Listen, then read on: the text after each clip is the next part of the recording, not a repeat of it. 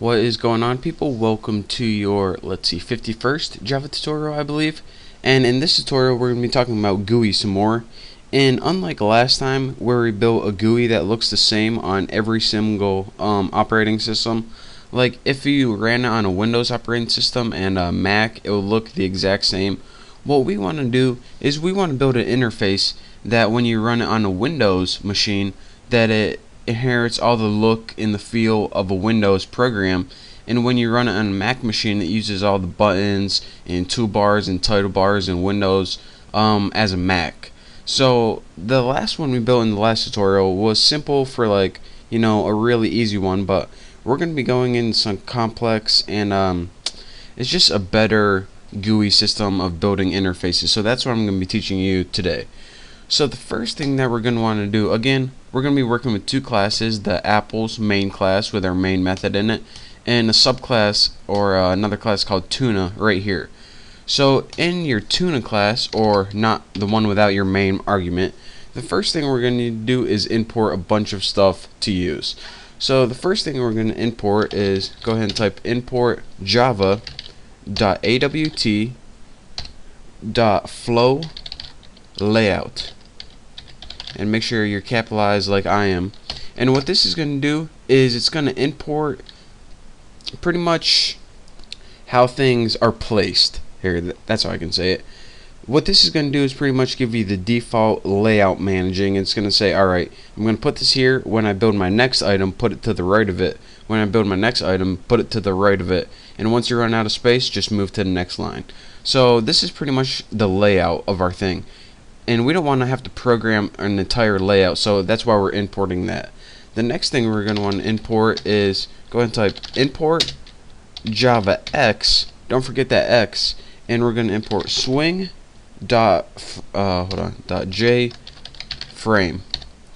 And there we go. What JFrame is it pretty much gives you all the basic Windows features, like the title bar, the minimize, the maximize, the X, to close, and it pretty much just gives you the basic window.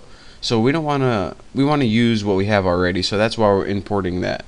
And the last thing we're going to import in this tutorial is the J label, and this is what we're going to be building. And this pretty much, a label is pretty much just a line of text, and it also lets you do simple images. But let's go ahead and import javax again, swing dot J label, and make sure it's capitalized just like that.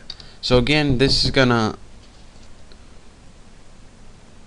sorry about that, I had to take a little break, someone knocked on my door. But what JLabel does is it allows you to output text and images on the screen, so that's why we need to import that. So now we can go ahead and start programming this stuff right here. The first thing we want to do is use inheritance like we did before. Public class tuna extends extends JFrame. So we need this tuna class right here to inherit all the stuff from JFrame. And again, like I said, JFrame gives you all the basic Windows features. So now we have all of the title bars, the minimize, the maximize, the X button. That's what that does. Now that it inherited all those qualities, let's go ahead, and the first thing we're going to want to do is build a variable, which is pretty much going to be our item. So let's make it private, and let's just go ahead, J label, that's what type it is, and just name it like item1 or something like that. And this is pretty much just going to be the item that we're adding. I mean, you need to name it something, so why not item1? And now we're going to build a constructor. So go ahead and type public tuna, or whatever your class name is, and give it empty. It's not going to take any parameters. And the first line in our constructor, and I spelled tuna wrong, the first line in our constructor is the title of the window. So let's go ahead, and how you do that is you put super, and the only argument it takes is the title. So this was going to appear in the title bar, the title bar. Let's just go ahead and put that. So that is how you add a title to your window. The next thing we're going to want to do is set the layout, which is pretty much the default layout. So go ahead and put set layout, and all of these methods, like super and set layout, these are imported whenever we imported everything. So set layout, and as a parameter for this, let's just go ahead and put new flow layout right there. And what this does is pretty much give us our default layout. So this adds a title, and this gives us the default layout. So now let's go ahead and start building the actual item that we wanted to build. So again, we already named it item 1. So let's set item 1 equal to new JLabel. And remember, labels are pretty much just text. So this is how we put text on the screen. And the argument for it is what you want to output on the screen. This is a sentence. Make sure you spell it wrong. And now we pretty much just have an item that says this is a sentence. All we have is text on the screen now. Now we can add some functionality to our item. One thing we can do is make a little scroll box pop up when you hover over it. And that scroll box is actually called a tool tip text. So we can take that item 1 that we just built and set tool tip text like that. And now our argument is what's going to appear when we hover over it. So what do we want to appear? This is going to show up on hover or something like that.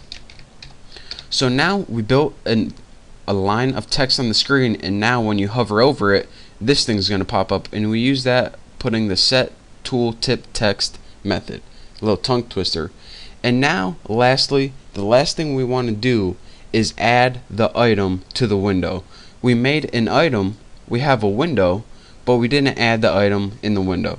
So that's easy. All you have to do is add item 1. So again, don't forget, it just doesn't automatically add it for you. You have to actually add it. Why they did that, I don't know, but that's what they did. So now we have an item in pretty much our tuna class is done. Now go over to your main apples class right here, and we can go ahead and start building the object for that, or calling our tuna class. So the first thing we're going to need to do is import one thing right here. Import javax dot swing, make sure you spell it right, dot JFrame. And again, like I said before, this pretty much gives you all the basic Windows features. So now let's go ahead and start building an object for tuna. I'm just going to name my object Bucky equals new tuna, or whatever your class is. Not going to take any arguments. And now you need to do a couple things to this object, which is pretty much the window with a line of text in it. What we want to do is set, and this is really important, set default close operation right there. And what we need to put in here is how we want our program to close. So put JFrame dot exit underscore on underscore close, all in capitals. And what this does is whenever we hit the X button, the program terminates. If you don't have this, then your program is going to be messed up whenever you hit the X button. Is my screen recorder still running? Alright, just checking. Now what we need to do is set a size for that object or a window. So again, put Bucky.set size. Let me see how much time I got left.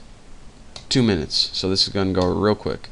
Bucky set size, and let's just put it like 275 by 180 or something like that.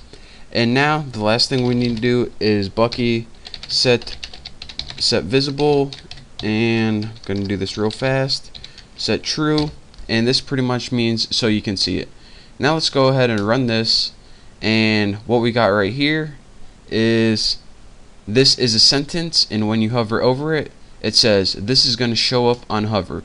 So again, that's what we built right here. This is a sentence, put the title bar at the top, and when you hover over it, this is going to show up on hover. Now I only have 30 seconds left, so I can't talk you through how we did this all again, but make sure you watch the next tutorial. We're going to be putting more stuff in here, and I'm going to be explaining how we did everything. But again, like I said, I don't have time to do this tutorial because YouTube only lets you upload 10-minute videos.